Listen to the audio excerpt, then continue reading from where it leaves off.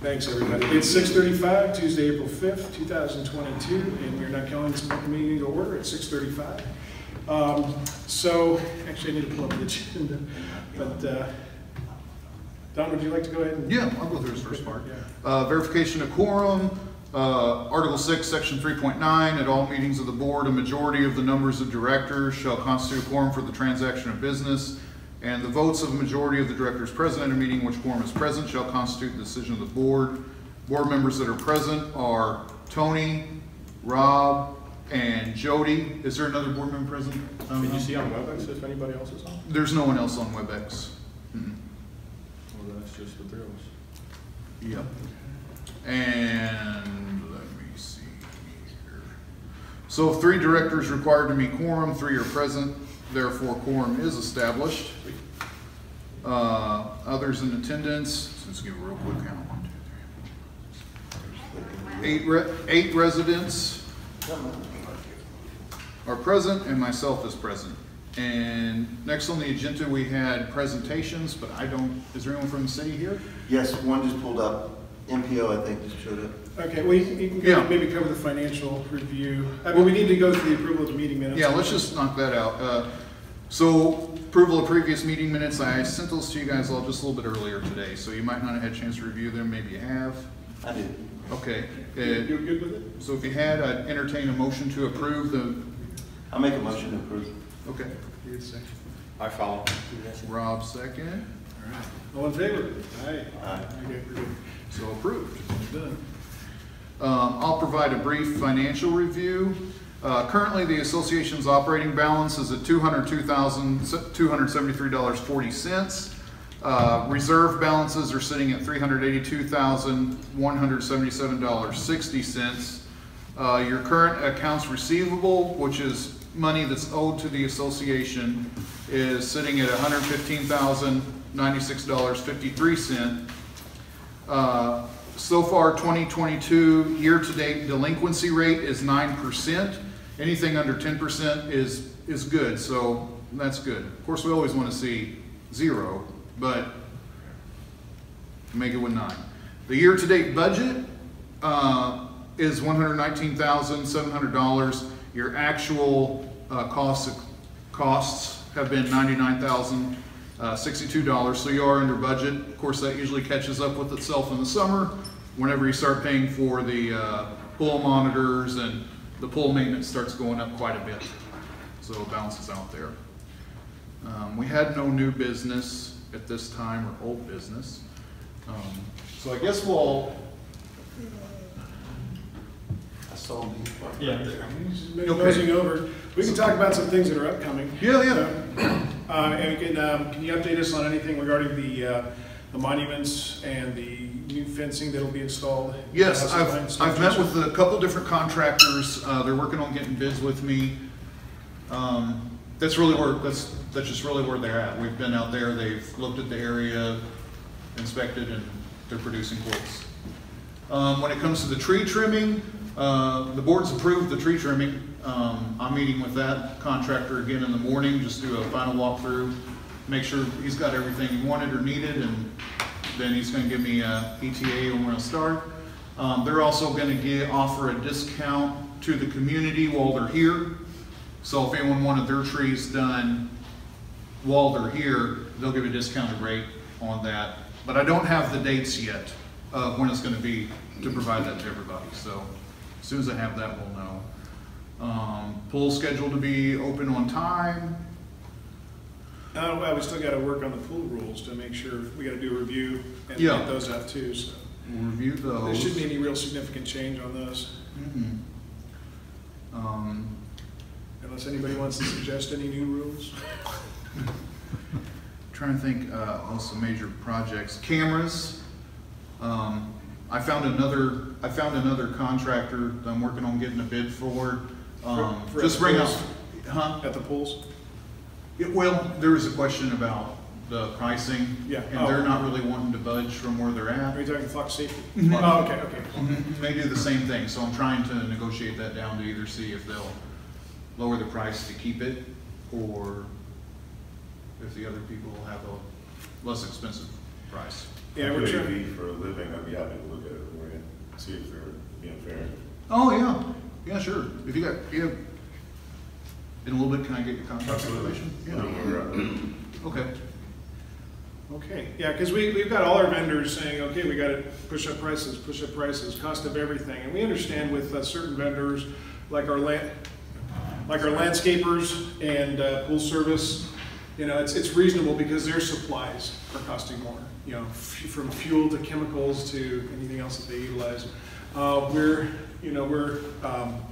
trying to work with Barefoot for the pool monitors, lifeguards on that, because they're trying to, you know, they're up there. And, you know, we understand the cost of labor's gone up too, but, you know, we're trying to say, okay, that's a bit high. So see if we can get them to come down just a little bit. You know, I'm hoping certainly that the price they quoted for this coming season is a kind of a negotiating position, so we can bring them down a little bit. So, because, you know, we're constantly trying to keep our dues right where they are. You know, we've gone 10 years now. We're really proud of that, and we're doing what we can to keep it there. And then, let's see, so we got the tree service coming. And let's see, I can't, you guys can think of anything else? When is the color change going to take place for the landscaping for our flowers? I know we voted on color. Yeah, they've already started. I drove by here the other day and they're in the middle of planting. Okay. Yep. So they're starting. So I don't know if they have it completed yet, because I haven't drove all the way through, but okay. I know they started. Okay. And so we're really ramping up for the summer season, and we could sure use some help on committees. We've got a landscape committee of 2 people. It'd be nice to have 4 or 5. You guys want, you know, more than just, you know, a handful of, I mean, we don't even have a handful of social events scheduled. If you want more, step up, you know, say, hey, I'll take charge of this event, you know, let's do, you know, this kind of thing. You know, we want to do an Easter egg hunt, HOA can help with that, you know. Any number of things that somebody can organize, and, you know, and we can even get sponsors for some of these events. So there's a lot of things we can do, you know, outside just a couple, because there's people that, hey, you know, we love the social events. Let's do more. We're ready to do more. It helps, you know, getting to know your neighbors and other residents in the community, sharing experiences, finding solutions to issues, you know, and learning how to communicate with each other better. We've been isolated for almost 2 years. It's time to get back out there, you know, because Officer Bird will tell you it's always good when neighbors know each other. And a lot more positive things happen as a result.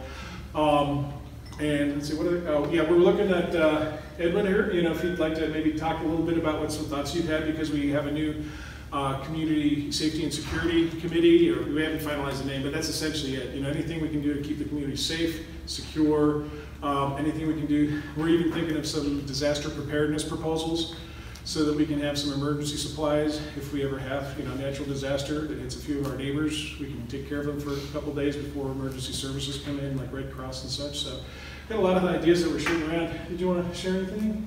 Sure. All right. You want to let reach? Good. That's pretty long. That's pretty loud. Yeah, as Tony said, my name is Edwin Grimwood. Trying to head up the safety committee. Also, Citizens on Patrol, Code Blue Captain. Trying to recruit more people to help patrol our neighborhood and patrol some of the areas around here. I'm sure Officer Bird will talk more about that in a second as well. What Code Blue Citizens on Patrol does, we will patrol the neighborhoods. They ask that people who volunteer to do that do it a minimum of 4 hours a month. And that's really not a lot of time to spend just watching the neighborhood. We try and do it as much as we can. Like I said, I'm a member, Tony's also a member, and we'll go out patrolling areas. Sometimes we'll go out and patrol Presidio, just watching for anything that might be happening. Don't want you to take any action or anything, just be the eyes for Fort Worth Police. So we work very much in conjunction with the police. We've also got several members of the community. They're members of CERT, Community Emergency Response Team, also with Fort Worth Police. In case there's an emergency like Tony was talking about, we are learning how to help facilitate some of those emergencies to where we can better serve our community if something comes up. I would also like to make some suggestions to people. If you can, try and put lights on at your house outside that will help deter any type of mischief or criminal activity. If you have garage doors that are open, close them at night. I have many times I drive with Brown and pick the neighborhood at night, and I see a lot of garage doors that are open, and there's nobody in them. Yeah. Lights are out, nobody's there. You know, if somebody's lights are on, we assume they're about to pop out. But yeah, totally dark. Looks like they completely forgot, and you know, we're advised not to. I'm guilty. They texted me at about 11 o'clock and said, "Hey, your garage is open." I was like, "Oh, thanks." At least we had his number. Exactly. But also, one of the things it can also do is it can invite criminals into the garage, but also have access to your house through the garage. I know some people have mentioned that their garage doors are broken. Please get them fixed. Get the motors or whatever fixed on them, and that way they're working. But other than that, I'm going to try and meet with some people at some point and try and establish more people on the safety committee. See if we can do things to help strengthen the safety and security of our neighborhood. Thank you. Thanks, Edwin. And as you mentioned too, because both he and I went through the training, within the last year to be part of that civilian emergency response team, or CERT. And I like their philosophy, because if something happens, take care of yourself, take care of your family, take care of your neighborhood. And then let them know once things are secure in your neighborhood, then they'll say, okay, let us know if you can come to another part of the city. So the focus is very hyper-local. If something happens here, and that's why we're trying to think ahead. What can we do to take care of our neighbors if the worst happens? We've just got all these storms that are coming through here, and all it takes is one to hit us in the wrong way. So far we've been blessed by no damage or injuries, but we just still should be ready, so appreciate that. And Code Blue is real important because we're considered part of their family. It felt weird to be called that, but eventually, you do it long enough, and that's what you get told. And eventually you believe it, because when you're there, they got your back. If you call in and something's really going down, they're going to be there for you. So it's real important to do that. And we also really want to pick up where we left off with Neighborhood Watch. It's a struggle, but if you can just even get to know 3 or 4 neighbors on each side of you, it works miracles, because you know what's normal for your street. You know that your neighbors, eventually you can get to trust the neighbors enough that when you head out of town, they can have eyes on your house. Stuff like that, just to keep things safer for everybody. So doesn't mean you have to know, if you got 20 homes on your street, you don't have to know all of them, but know enough of them. Let's see, anything else, guys? All right, let me pull this up in here real quick. All right, so presentations. Yeah, at this point, Eric. And can we hand him the remote mic? Because we got people online, so we need you to be on the mic, please. Great. I'm going to get over here also. The camera, evidently you'll have this on the web. I'm Officer Burt. I'm the MPO for the area. That does not mean I'm the beat officer. That's a different thing. Your beat officer is the officer that's out here patrolling your neighborhood and taking calls. I'm the liaisons between the citizens in your area and the police department.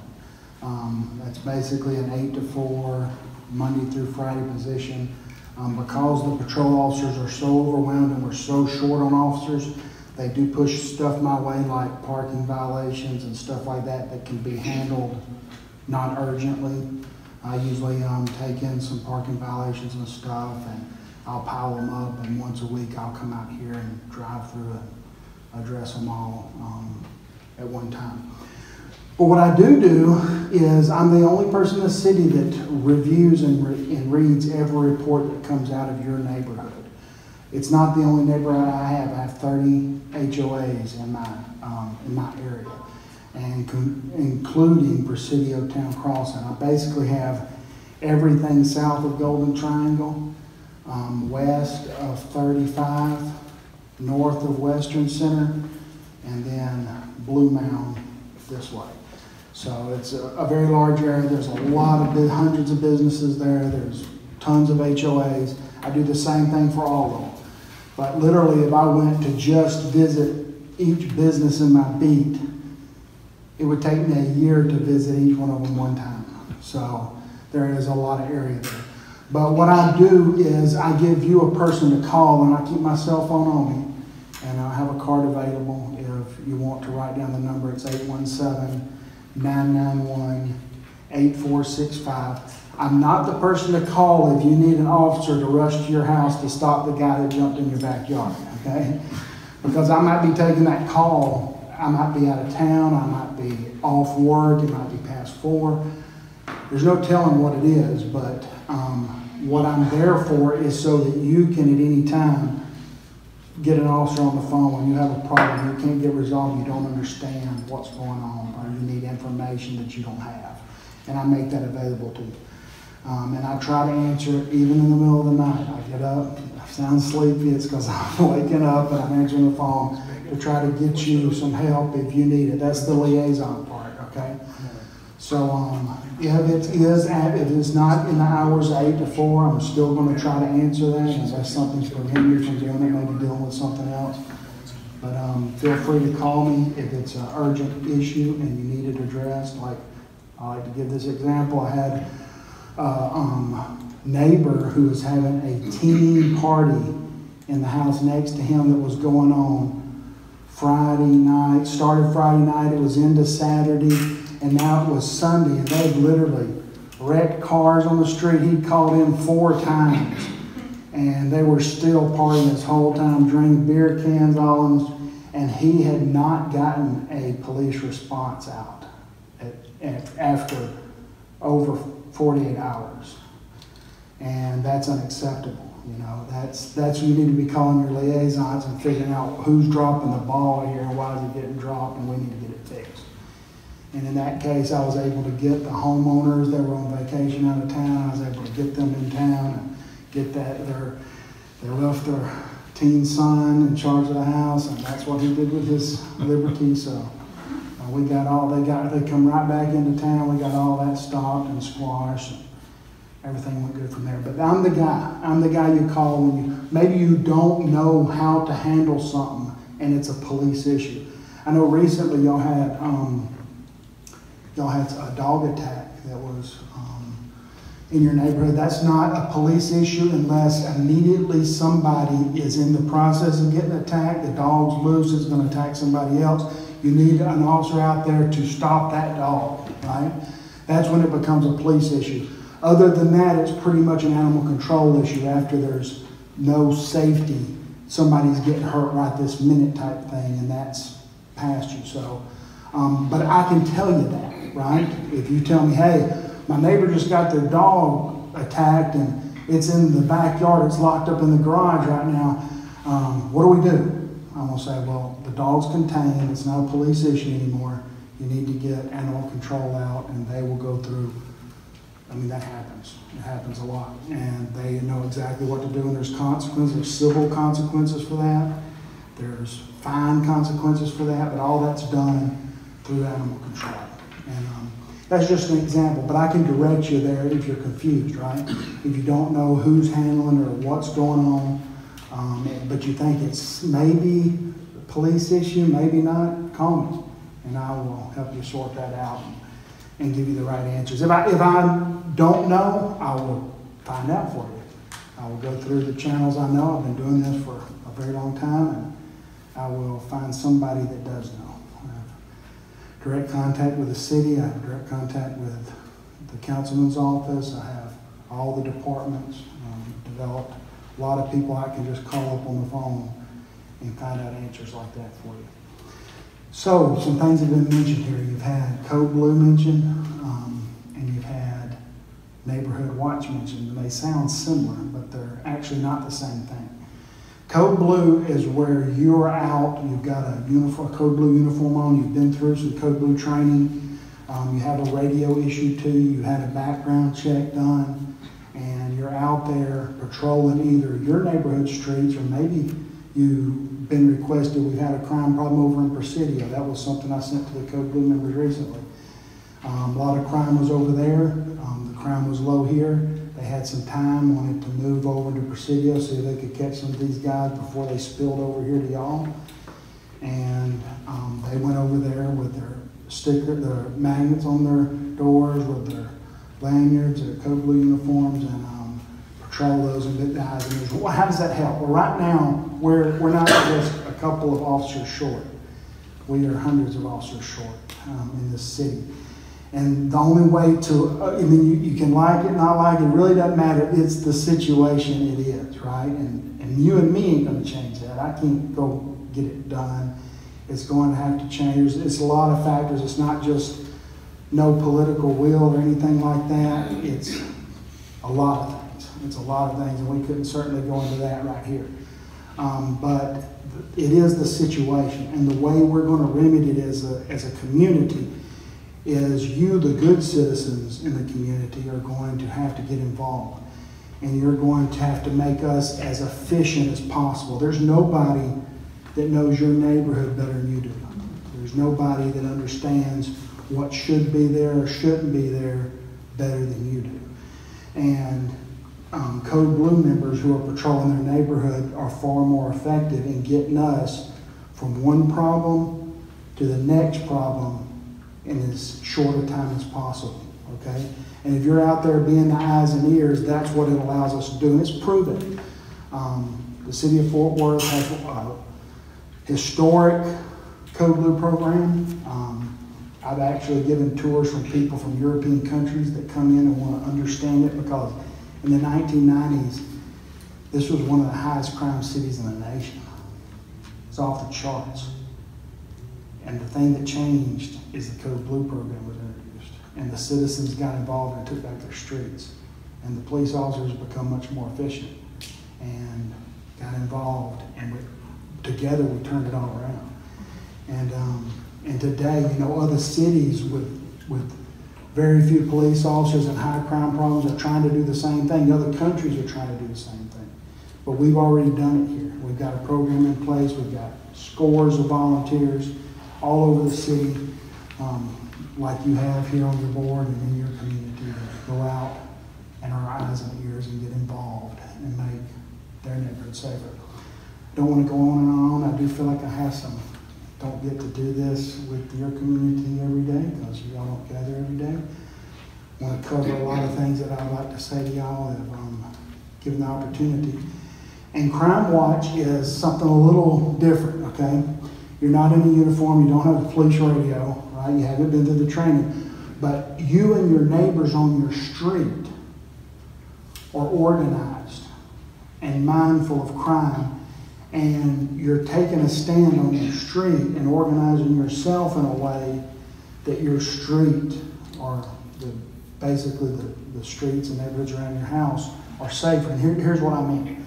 So let's say that you all have a dog, and y'all walk the dog 1 hour a day, right?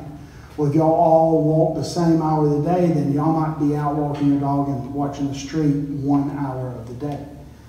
But if you all organized, and you walk for an hour, and then you come out and walk the next hour, and you come out and walk the next hour, y'all would now have 3 hours of coverage on your street, where you have an adult out there watching, a good citizen out there watching, paying attention, trying to see what's happening. And you know, there's an amazing amount of crime that happens that nobody ever sees, even though they're right there and it happened right in front of them. Why didn't they see it? Well, they didn't see it because they weren't paying attention. Crime Watch allows y'all to meet periodically according to your own group's needs and know what's happening in your neighborhood. Y'all meet and talk about it. You get some training. Rosalinda coordinates those Crime Watch meetings, and she does a great job of bringing in special training to teach you different things that are crime related and safety related. And then y'all organize and y'all get out there and are given as much coverage as possible, and then you're actually looking for stuff that's out of place that you've been talked about in your training, and you know how to identify. And it makes your street, and that's all you're doing is what you always do, you're just doing it in an organized manner. And now your street's a lot safer, okay? And y'all got a good community. I mean, y'all are a good group of people. And y'all have a lot to protect here, because here's what happens. When the criminal element starts moving in, and they don't have to live here, and oftentimes they don't. They come in shopping just like someone would shop at grocery store, okay? And they're looking for property, and you have property. You're working people that's making money and buying property. And as a result, they're looking for property to take, and you're the people that have the property to take. But if they come here and they get 15 guns out of unlocked cars in one night, which happens in Northside, do they come back? Oh yeah, they do. That's a jackpot, right? Now, what are they doing after they get those 15 guns out of one neighborhood, out of a bunch of unlocked cars, out of a bunch of irresponsible gun owners' cars in one night? They tell their friends, we got all these guns. These people are leaving laptops, they're leaving purses, they're leaving their car unlocked, they feel safe. We got a ton of stuff to get. And then they bring their 10 friends back, and they do it again. And before you know it, what do you have? A big problem, right? Because you've been identified as an easy target, right? So what you've got to do is you've got to organize, you've got to be mindful, you've got to be watchful. Your neighborhood has took off running with the flock camera system. I heard y'all mention it earlier. I don't know another system. I'm sure they're out there. The only one we work with right now is the flock system. It's Fort Worth Police Department. And they just have the technology, and they've linked arms with us so that we can benefit from those cameras. And the Ring doorbell cameras, if you don't have, they're cheap now. If you don't have them on your house, I mean, we literally one night, not too long ago, and this has happened multiple times since y'all got the flock cameras, I was on another detail with Code Blue members, patrolling another area north of here, and I have your flock cameras are linked to my cell phone. So I was out there, and bing, bing, bing, a stolen car went through your flock cameras. Yeah, it instantly alerted me. I was in charge of the detail. I sent 2 officers ahead while I reorganized the group, and we relocated to here. He passed the car. They all bailed out. We called all 3 of them. They were from another side of town in a stolen vehicle. They were coming out there with empty backpacks ready to take your neighborhood to the cleaners. We called all 3 of them, okay? But we had almost everything they did, from the flock cameras to your neighborhood Ring cameras, which those homeowners voluntarily give us access to that footage, and we can't take it. They have to tell us they have it, and they have to give us access to it. But we got all of it on camera, from them bailing out of the car to everything, because you were covered that way. And in today's communities, when there's so many cameras, sure, cameras can be used to take away your privacy, and I'm not going to do that, but it's done. Okay, I'm not going to say it's not, but I will tell you what, it's not the police department that's doing it. Okay, it might be some up above us government agency that's doing it, but I'll tell you what we're using them for. We're using them to solve crimes, and we're solving crimes at an alarming rate because of the video cameras. We love cameras. We love having cameras on us because we hardly go to trial anymore. All we say is, look at the camera. Big convictions. Just look at the camera. It's all there, right? Everything that happened. And at the same time, we love having the cameras in the neighborhood because, like that instance, everything. You know, it'd been hard because the stolen car passed the officer, right? And immediately, as soon as the officer tried to turn around, out around the turn, they all bailed out of the car. Well, we called them because they were running around the neighborhood in the middle of the night, with empty backpacks. But we still have to legally to get that conviction. It's beyond a reasonable doubt. It's not more likely than not. It's not like a civil case. In a civil case, you just got to prove, well, it's more likely than not that they were in the stolen car and stole the car. It just makes sense, right? That's not a criminal case. A criminal case is beyond a reasonable doubt. So it has to be like 95% certain. And in those the evidence level is much higher. Before you take somebody's rights in a free country like ours, you've got to have a high level of proof. And them getting out of that car on camera was a high level of proof, right? It's a much higher level than them just nearby. They look like somebody we saw for a moment through the window that have the same color shirt on, I can get a lot of doubt going on there, right? But when I've got a camera showing them getting out of the car and it's definitely them, then I've got a case, right? And that's why those camera systems are so powerful. And I mean, literally, a lot of these neighborhood vehicle break-ins are teenagers at your local high school. And what they're doing is it's a fad. They're doing it for fun, excitement. They're getting in groups of 4, going through your neighborhood and breaking into your cars and getting your store. They're not really breaking, they're going into unlocked cars. But how easy is it for us to take your Ring doorbell camera or your flock camera up to the school principal and say, hey, do you know this guy is a teenager? Every time, over and over again. And we get bing, bing, bing, bing, yeah, that's so-and-so. And we bring them in and talk to them. Sure enough, it's them. We recover the property and stuff like that. So I'm a huge proponent. Most officers are a huge proponent of cameras, and as cheap as they've gotten, we encourage you. And you still have complete control. It's not like we're going to come in and take your camera. We can't do that, you know. But if you have the footage and the word goes out, hey, some cars were broken on our street, and you can even register them with us, and we can call you if we think something passed by your camera and ask you if you can check it to see the footage.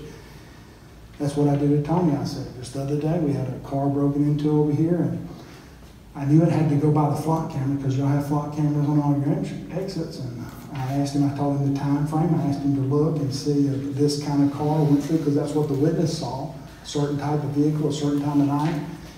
And asked him to look and see if, yeah, he gave me some possibilities. And there we go. Now we have a trail to follow. You know, we have a link because of cameras. So it's a very good thing. With that being said, I don't want to go on and on and on. I could probably talk to you about a lot of safety factors and things to do, but Crime Watch is you getting involved in your own street, organizing yourself, talking to your neighbors. Code Blue is you getting more involved, going through training, working with us more hand in hand. We actually do details with Code Blue members. They're undercover our eyes and ears during a hot spot. We'll have officers out there working hand in hand with them, trying to identify people. Call me, cell phone, try to answer it all the time. This is a review. But the things that I need is intelligence from your neighborhood. Let's say you have a house you believe is a drug house, or you believe there's some kind of criminal activity that's affecting you and your neighborhood in a negative manner. Let me know, and I'll see if I can get some resources from the city addressing that. Right now, I do read all the reports. If I see a pattern coming out with reports, if I see cars being broken into in the middle of the night between 2 and 4 by teenagers, then I might organize a mountain bike detail out here in the dark, because they'll run from headlights. You'll never catch them in a patrol car. But we'll get them out here, and we'll get Code Blue members in the back seats of their cars setting up in various places in the hot spots, and we'll get it addressed. But I need to know those kind of things. What's going on? What kind of problems are you seeing? Or what kind of services are you not getting that you think you should be getting from the police department? And if you'll get with me, once again, my number is 817-991-8465. This is Frank 17's beat. Frank 17 is what we call this area that you're in. And I'm the MPO for Frank 17's beat. Any quick questions before I go? Sure. Yes, sir. Did the city pay for those flock cameras? No. Did? Okay. No. Now, if we don't get any benefit from flock cameras other than the data of, you know, the stolen person's car recovered, the data of the stolen car just passed into the neighborhood, all that kind of data stuff. The neighborhoods have to purchase their own flock camera system. But I think that y'all's success here in Chisholm Ridge has spilled over, and we've got some neighboring. I know there's some cameras now in Presidio. The business master plan business community is starting to put up some, and West Fork is starting to put, or maybe I think it's Harmon West Fork. I think is putting up some, or has just put up some. So it's spreading. I know that. Y'all have had some press come out and talk to y'all and see what y'all's experience is, and it's been a good one. I mean, y'all were one of the pioneers really on the north side. Now, other sides of town where there's a lot more crime and not so many cameras on houses, they are covered in flock cameras. I mean, literally, you go to east side, south side, central side, west side, really all the way northwest, that you can literally, in some parts of town where crime is real high, you can have a vehicle pass through a flock camera and you can follow it on camera for blocks. And time for us to get over there to it. So it's really, and other cities are way ahead of us. We're, as far as cities nationwide, there's some of the bigger cities where they started it that have come out of the gate running and are just ahead of us just because they started there. But a lot of our citizens and a lot of our neighborhoods are starting to do it. I mean, I guess the only thing that would hold them back is probably finances, and that's HOA by HOA, deal, whether it's worth it for y'all. Any other questions? Good question. Well, let me go into the financial aspect of it. It's basically almost a net zero impact on us fiscally, because we've always, for years, we've set aside money for off-duty officer patrols.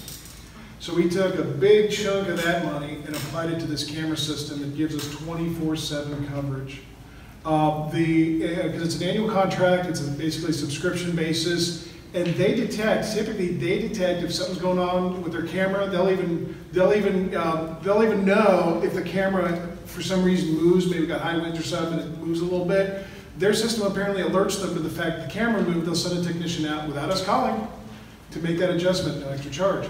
If the camera starts to go out, when we had the big freeze last year, only 2 out of the dozen cameras that we had went out, and they knew about it. But, when I contacted them and said, "Oh yeah, we have a technician already scheduled to come out," because they were aware of it. It's really effective. It does provide us 24/7 coverage, as opposed to, we love our officers. They do a great job when they're able to be with us, but they're not able to be with us every night. We can't afford that. But it gives us that coverage so that when we do call on them to do some extra duty for us, it's on certain dates like 4th of July and New Year's and other times during the holiday season when there's an increase in thefts regardless. But it's an amazing system because, I remember one time you were like, I don't want to say, you were like giddy. You're sending me these text messages at like 4 and 5 in the morning, and I'm waking up finding about some arrests that were made that one night, and I loved it because I could feel your excitement about how the system worked, because you guys were alerted. Isn't there like an office or somewhere in a room with a bunch of camera system that? We now have several things we've had to implement as a city in response to the amount of success the flock cameras have brought. And what we've done is we have what we call a real-time crime center. And it's not just flock cameras. We have our city cameras that we've bought. And what's happened recently is we've found that the city, we have hundreds of cameras that we've purchased as a city, and we have throughout the city at intersections and stuff. And we found the technology for our cameras is not as effective as the flock technology in the HOA cameras and the places where they're buying the flock cameras. So we have in turn asked and talked to flock about the city actually purchasing some to replace these intersection cameras that are more effective. But the real-time crime center is this. The real-time crime center is an officer who is looking at all the alerts and everything like that to make sure to get an officer. Let's say I didn't have it on my cell phone, like I do because it's my beat, but let's say an officer's working here tonight and he doesn't have it on his cell phone. Well, that real-time crime center officer is always getting all those alerts. And the minute he gets the alert for the department, he makes sure an officer knows about it and is en route to address it. And on some nights, because we've had so many alerts and so many people arrested, cars recovered, ag, assault actors, even, I don't know if I remember the whole story, but the guy actually shot an officer, ended up coming through Fort Worth and up into Denton. He was caught by flock cameras all the way. He was his plate hit several cameras, and then he was eventually caught by flock cameras up in Denton where they had. And it's probably a lot more satisfying for you guys to respond to something that's actively happening as opposed to coming hours later and taking a report and kind of like, well, we'll do the best we can. But when this system alerts you guys, you do the best you can and you get them. Yeah, and it's not just that, you know, if you have a car broken into and the person that did it was using his mom's car and his mom's never broken any laws, right? Well, I can still go to your HOA and I can say, hey, a car was broken into last night. It was in a Ford Focus, a green Ford Focus, and it ran, when they saw it being broken into, it ran from the house or it left their Ring camera at 5:27 in the morning. Well, he can go and put a time frame in there and check all Ford Focuses that go out the camera, and then I got a license plate. Now I got a person. Now I got something to investigate, right? If without that, you call me up, you say, hey, you don't have a Ring camera, you don't have a flock camera, you call me up and you say, my car was broken into last night. And I say, did anybody see anything? All I can do is try to identify some property that come out of your car and try to find that property out there at a pawn shop or using a credit card at a gas station and try to track it backwards, which is a lot more inefficient. And that's really all I have. But with these camera systems, then I have a lot more. So they're benefiting in all those ways. Anything else before I pass the mic? I think you had a question, right? Did you have a question? No, he answered it 15 minutes ago. He All right. answered, thanks. I have one. Yes, sir. Anybody else having problems with the construction on Horseman? When you say having problems like noise-wise? Noise-wise, 5:30 every morning, including Saturdays. Yes, They're starting to pour concrete at 5:30 and 6 o'clock. Yes, there's been complaints. That is not a residential area, and as a result, it has to be 300 feet. The point of the noise is 300 feet from the residential area. So we've had officers go out there and measure off the thing and haven't been able to get a violation that's actually passed in the code. That's all we can enforce. We might say, hey, this is a bad idea. You're disrespecting these neighbors and these people with your noise, and you need to think about them. But we have no teeth in which to make them stop if we don't have an ordinance to make them. So it's not the residential development to our east, it is the warehouse development a little further. No, it's the residential development right residential. behind Horseman, very end. Yeah, it's on the other side of Horseman. Yeah. Okay, I'm thinking On the of, other side of Storm Chaser, the new Yeah, street right that where they they got just the new built. street that they just Yeah, built, and they're building the small Horseman houses. extension. okay, Yeah, there's but- been some complaints called in? Oh, we've called in Yes. several, we've got them on video dozens of times. Working You at know what 5:30 in the happened? morning. And by the way, they were using the exact same excuse, sorry, Go they were ahead. using the same excuse about the 300 feet, but I'm pretty sure there's a law that they can't work at 5 o'clock in the morning on a Saturday. And They then, actually no, can. no, this is where the line It's is. I'm common sorry, property. this is where the line is drawn, the 300 feet from a residence, I do understand that. But the job site starts at the gate where they line up trucks in the morning at 5:30 and they're there until 7 o'clock. So do this running for me, all day. okay? Here's what I'll do with this, because I'm speaking on something I'm not 100% familiar. I was familiar with the one up here, that's when I was No, that's talking. obvious, yeah. Because So this is- the job site isn't where they're actually pouring concrete, the job site is where that gate is, where their property starts. Because they're pushing dirt, pouring concrete, lining up trucks, hauling in and out, dropping off loads. So this is a good example of how, something I can look into right here, okay?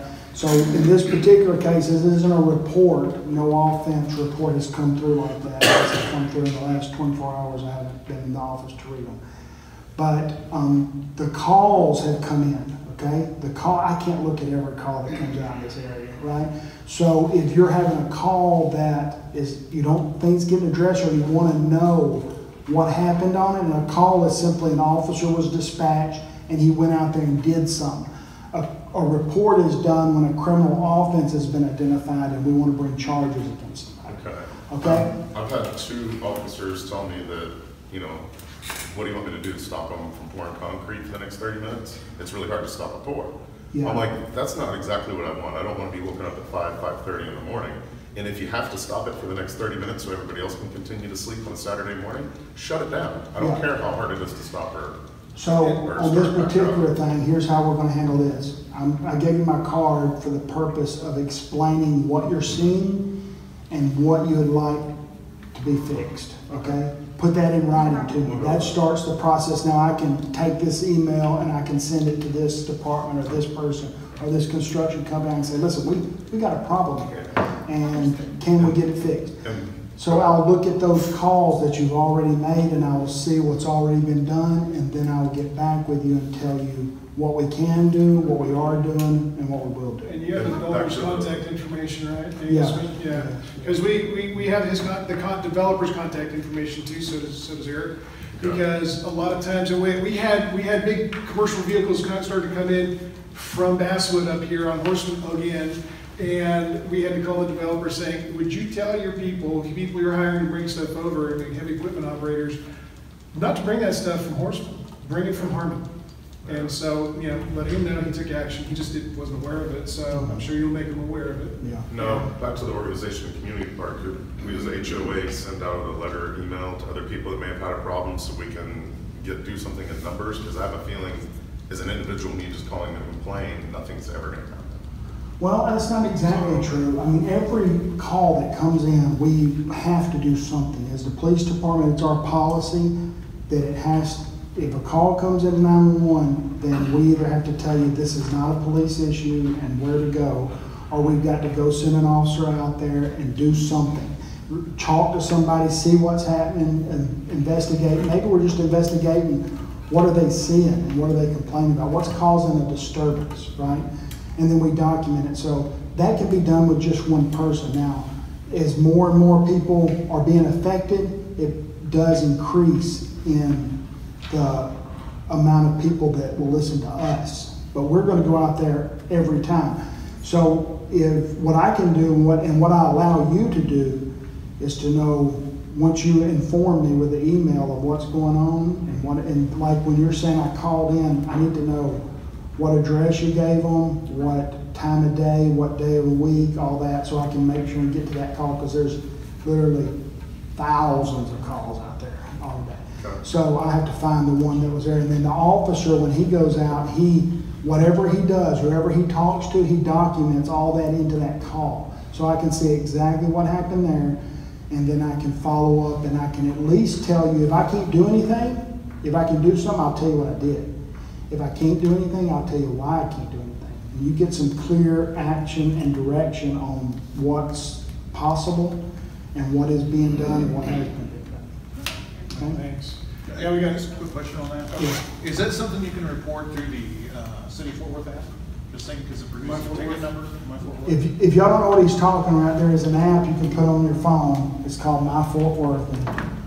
And maybe Barry Crammell maybe has that in his time if he gets up here, but it's a very good app. You can report just about anything, from an outlight to graffiti to dump trash. Noise disturbance is part of that. Noise disturbance, everything. And on the app, you can even ping it. So we know the exact GPS coordinates of what you were hearing and where you're hearing it at. You can put in there anything. It's real time. It documents when you're doing it and where you're doing it. You can report it. It's just very easy. And what makes it so effective is it's sent directly to the place that handles that thing. So in a big city like ours, like animal control handles some things, water department has signs, streets and stuff handles other things. You don't know, put it on the Fort Worth app and report it, and that app will get it to the right place. And just as fast, there's literally, us officers, when we're patrolling around and we see something that we don't handle, we put it into the app and ping it, because it's the most efficient way to get it fixed. Yeah, especially because as soon as you send it, the clock starts ticking. And so they're accountable for a certain amount of response time. It has to be short as opposed to... We did get the number for commercial code compliance in the email too. Okay. Yeah, well, okay. Thank you for that. Thank you. So we got about half an hour before we need to start wrapping up. But Barry, hi. Hey. Why don't you come up and say hi? And get you a mic. Since we have some folks here who probably don't know you, so introduce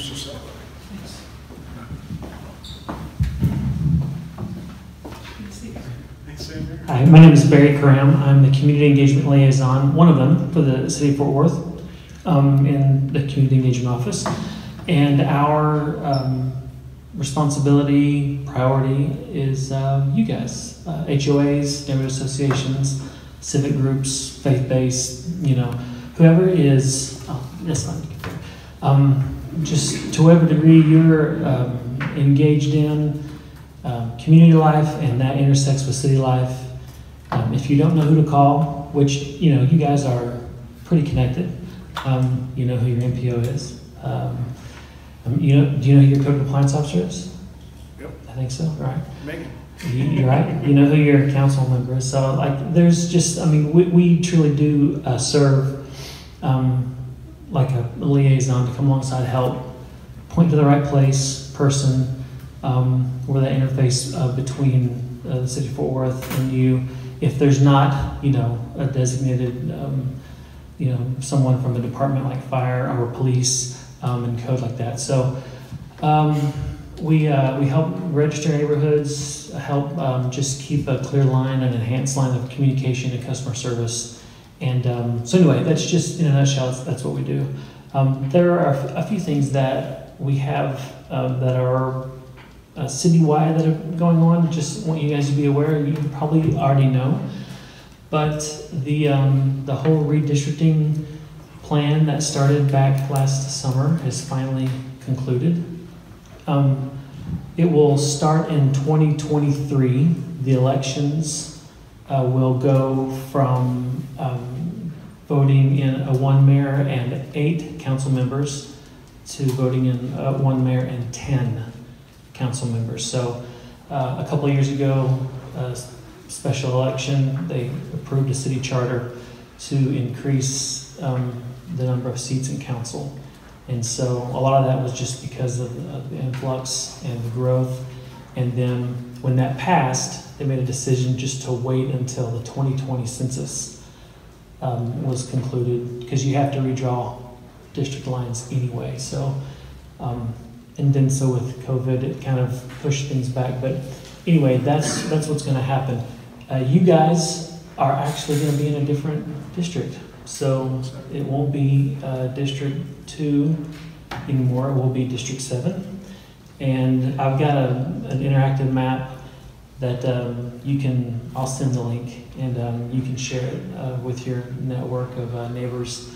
And you can toggle back and forth between existing boundaries and then turn on the layer for the new ones. But essentially, you'll be in District 7 instead of 2.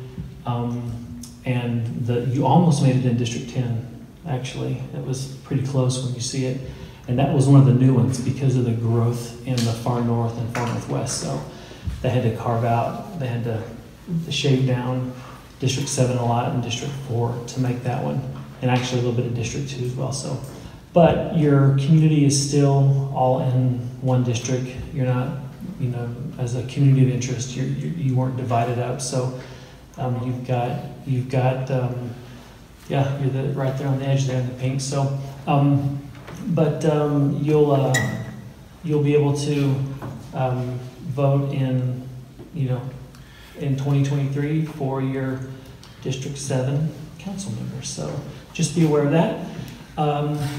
And then, so that's wrapping up. What's ramping up is the special election for the bond and the city charter that's happening May 7th. So there have been a series of meetings, bond interest meetings, info meetings. There's actually one, the very first one was at City Council, and they recorded it, so it's evergreen. It lives on, Fort Worth TV. So you can watch that. It's about an hour. But there's also, I think the next bond meeting that's closest to you guys is actually going to be this Thursday.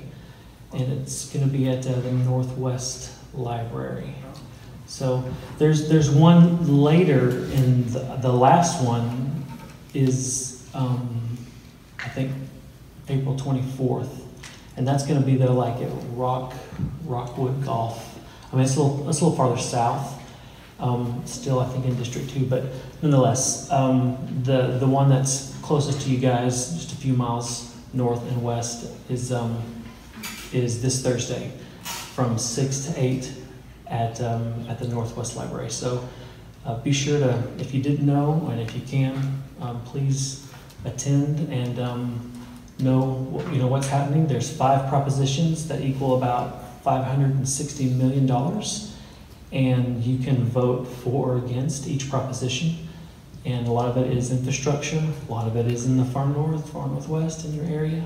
So I do know that this squeaky wheel gets the grease, so to speak. So I've seen many guys here, Tony included, in action over the past year or 2 or 10. So with the things that have been built or promised or, whatever. But anyway, just know that it makes a difference. And so I want you to be aware of that, and please let your community know and show up if you want to. So that's pretty much all that I have.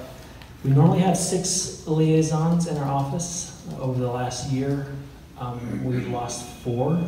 Some have gone. One went to still in the academy, PD.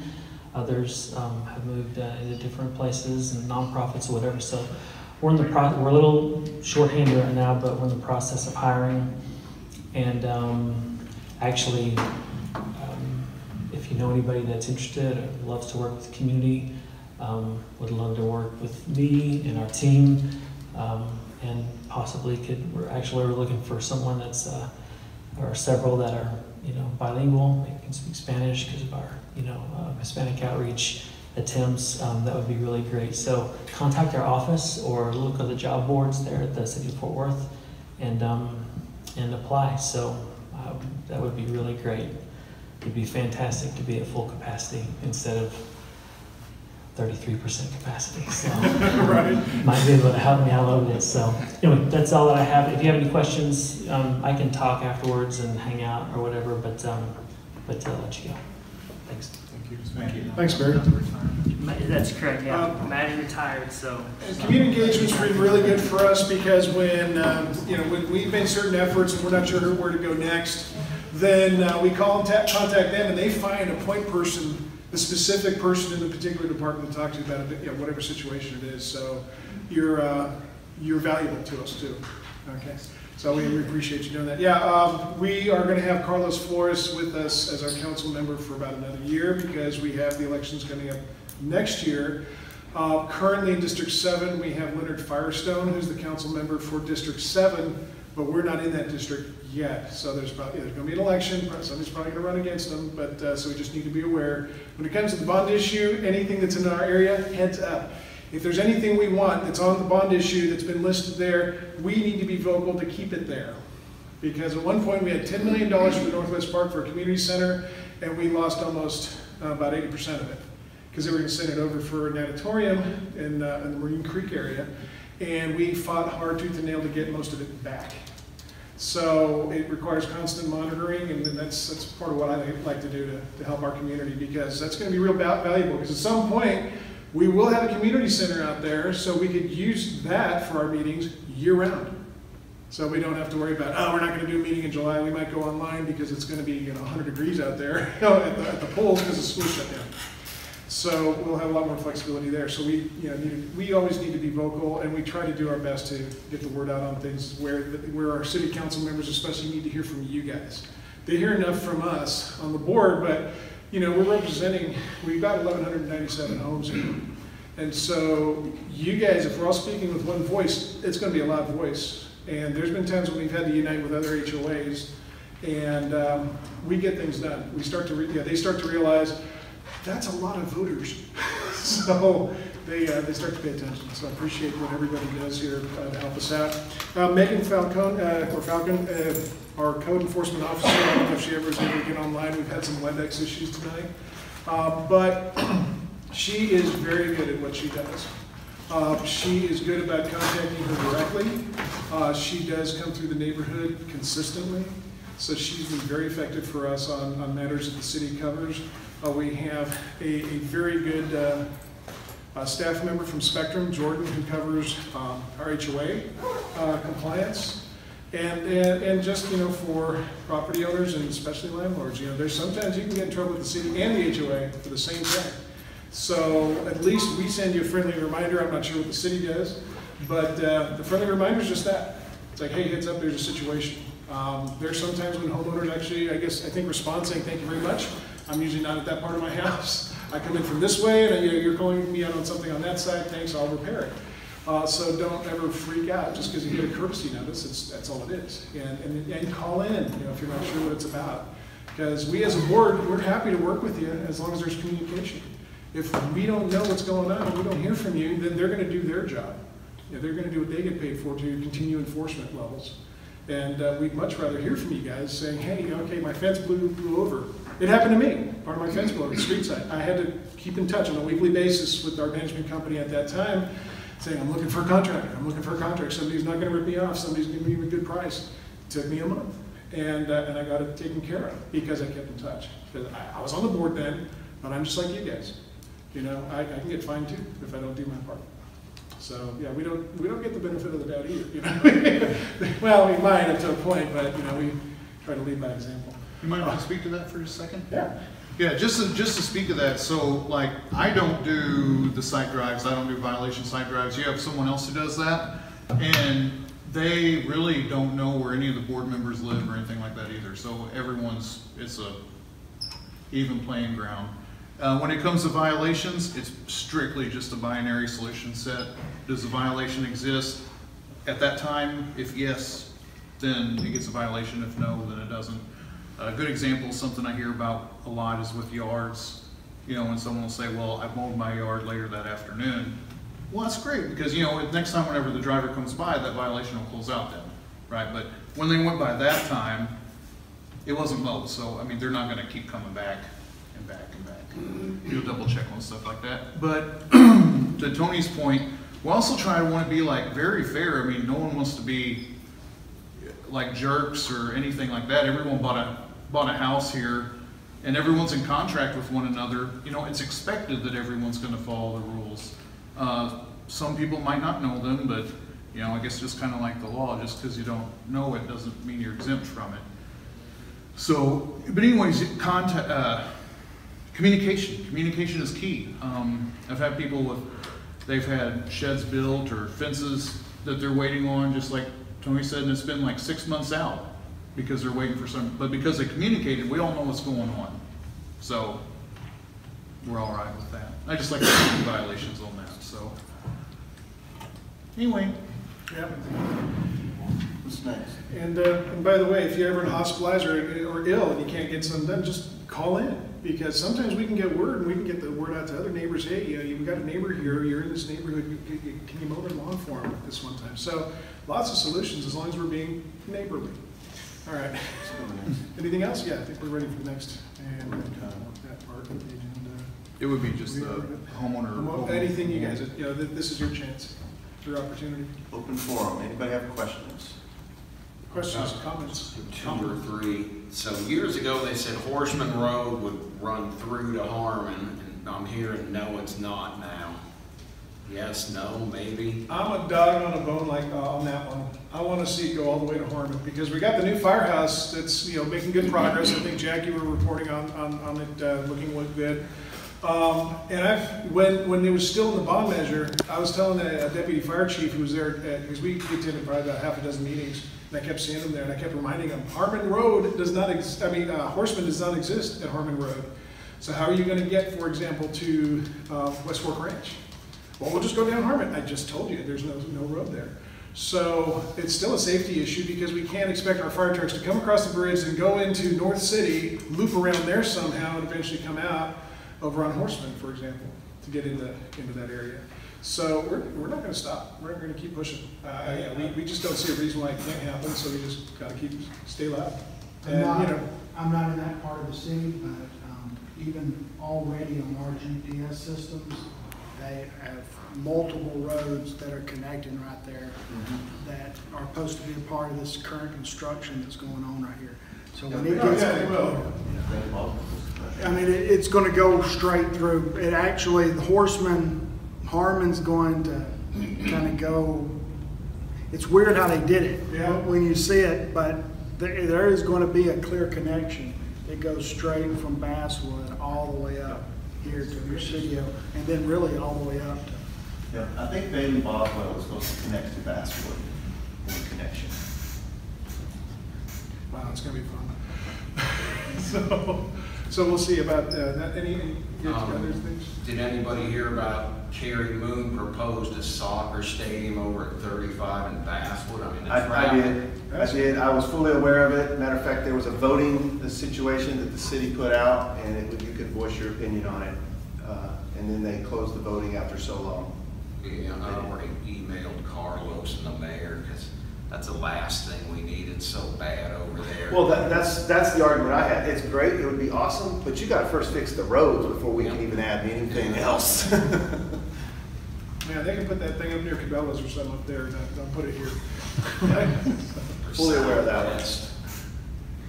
Yeah, another one? The sprinklers between Bluff Oak and Mountaineer on Running River, they're those underground soaker ones. Did that ever get fixed? Because last year they leaked this year. They're going to be fixed. Yeah, so you're about to have a really massive irrigation repair project going on through here. Yep, because I mean, you guys will be able to see it later, but you literally have about $27,000 worth of irrigation repairs that's got to be done, and that's about to happen. Yeah, what I'll say to that is when we switch vendors, there's a reason. And this new one's gonna be very good for us. So we're looking forward to that. And so much water was running. I'm like, well, we're paying for this. And then I contacted you, and then it got shut off, you know, the next day. But there was so much water. Nobody, I guess, said anything to the company that, hey, look at this. But I walked my dog, and that sidewalk was from where that wall and that fence, it was soaked all the way down, running down the street. I was, oh man, it's bad. Yeah, Don jumps on stuff. He's very responsive. You know, he's one of the best community managers we've had. In 10 years I've been serving on the board, so I appreciate everything you do. You're very responsive. Thank you. So I'm glad to have you on board with us. Oh yeah. I mean, yeah, if he doesn't respond, it's probably because he's got his arms full of stuff, things to handle, and he will get back to you as soon as he can. So, you know. I really try to. Yeah. I'm learning to trust you more and more all the time, so I appreciate that. Anybody else? Nope. Yeah. I get so nervous speaking in front of people, so excuse me if I stumble over my I'll just close your eyes. But I kind of have a concern, but I don't really know what a solution would be. But I'm the one that with the dog situation, and I am concerned about, there are several, my situation was a little different because it came through the fence, but there are several dogs that I've seen wandering out, and now that this happened, I'm very nervous about that. And so I don't know what the solution would be for that. Yeah, I invited somebody from animal control to come. Unfortunately, they didn't make it, but they did qualify by saying, if we can, because they're shorthanded as well. But we're working on the possibility of getting Councilman Flores here for a special, like a town hall meeting. It's not gonna be an HOA thing, it's gonna be a town hall with our council member. And when we can confirm that, I'm sure they'll have no problem getting somebody here from animal control so that we can tell them that that's a big concern for all of us. Because I'm sorry I was headed up near Den to meet with a client on that time. Otherwise, if I'd been home, I'd have been there, within a few minutes. Well, you've been very helpful, so thank you. I've had a lot of help from a lot of neighbors, and so I'm so thankful for that. Hey, we want everybody to be safe. Yeah. And that brings, sorry. I was gonna say, the only tip is if you see loose dogs, I mean, unfortunately, you have to call animal control. I mean, that's all we can do. I mean, HOA, we're not liable for that. Right, and like, I think there's a page or something that I occasionally see people, like, I see a dog on this street, and if it's yours, let me know. Yeah, Los Fences Chisholm Ridge. Yeah, the problem, yeah. So, I thought that, I didn't know you call animal control whenever you just see a loose one, but, okay, that's good to know. And for the record, don't buy one of these if you're not ready to use it and know when to use it. Is that nice? Pepper spray? Yeah. Because that lady who apparently had it at your incident there, should have just, without asking, oh, may I have permission to, yeah, I would have just done it. I would have put it right in front of that dog's face, a little overspray. I've done this to myself. I've just sprayed it and the mist comes at you, but a couple minutes later it fades away, because as long as you're not getting sprayed yourself. So I know. Probably, looking back, there's so many things I should have done that I didn't. And when she asked that, all I was thinking was it's going to get my dog's eye. Yeah, it was just ridiculous of her to ask that in the middle of all that. Right. So I had just gone forward, the dog would have released, and then we could have gotten you to the vet right away. Yeah. But those are the scenarios we need to talk about, so people can be ready. And that opened up a segue, just, and I'll be real quick on this to think about. So when, you know, your association has a set of covenants, conditions, and restrictions. And one thing that's really important to think or remember is, so the association's authority stops at whatever those restrictions are. So for example, like I'll get reports on, you know, or people like called in where someone got shot or something like that. You know, if it's not in your documents, the HOA can't do anything about it. So, you know what I'm saying? So for lack of a better term, if someone's shot, I would not be the person to call. Because or contact, because the HOA has no jurisdiction authority. For lack of a better term, in your governing documents, it's not illegal to do that, but it is by the city for sure. So that's what I want to say. Sometimes when it comes with dogs or something like that, your restrictions might say they just have to have a leash. Yeah, I'm just giving a blanket one. So then it becomes like there's nothing the HOA can really do if the dog was on a leash. Right. But animal control can. Okay. So that's just kind of like making sure contact who has the authority. Yeah. Okay. Yeah, and the more we can get people to report those loose animals, the better, because that way animal control is going to say, you know, maybe we need to show up at Chisholm Ridge a little bit more often, you know, not just when they call. Yeah, and I feel grateful, like you was saying about the flock camera caught some of it, and somebody else's neighbor camera caught it, and it was his idea to look at those cameras, because I never thought about that for people, but since there was I guess some sort of vehicle that it just happened to stop there, and it took a bunch of pictures at that moment as that vehicle approached, and there we go, we captured some evidence. Yeah, we did. That's why we all this together. Yeah, it feels nice. And with that being said, I'm saying this because, like right now with all the construction up here, there is so much road rage and all. Yeah. But the roads have to be widened. There's too many people for these roads. You can say what you want to about should have been done another time, whatever. Right now, this is what we got. And everybody needs to just realize that and quit raging and getting upset because these cones changed today. And I was in this lane yesterday, and now I need to be in that lane. I didn't know it till the last minute. I got over it, you know what I mean? And then somebody's, you know, hanging a gun out the window over this stuff. And I say that to say this, animal control is short-handed. They are legitimately short-handed. The city got the resources, they got the money, they're willing to put a person in there, they want them to go out and take care of the dogs, and there just ain't nobody that's coming to take that job. And we have that in every department that we have. So, yes, you need to talk, you need to make it known, you need to talk to the councilman, you need to do all these things you're doing, without a doubt. But you also need to be mindful that there's some things nobody's going to be able to change until it changes. Yeah, and that's why we really encourage our residents to call stuff in, to notify, you know, officials, because, you know, if you have one single incident, one person calls, if you get 10 people calling about the same incident, okay, that's a little higher in priority now. Because that was the difference when I called animal control while I'm driving, you know, because Jack made me aware of it and say, I don't think animal control's been called yet. I had to call and let them know this is an active situation right now. Because you know, like you replied, that's key. Unfortunately, 911 was not called that day. But animal control said, well, we'll still get there as soon as we can. I literally had a guy that he was a roommate and lived in the same house. They both had pit bulls. Oh no. And they kept one in the backyard and one in the house. And somehow he was going to open up the door to feed one and all, and they got in a fight. And then he got attacked. And I mean, he was messed up. We had, you know, MedStar out there trying to treat him and trying to get him to the hospital and all. And I was in that situation.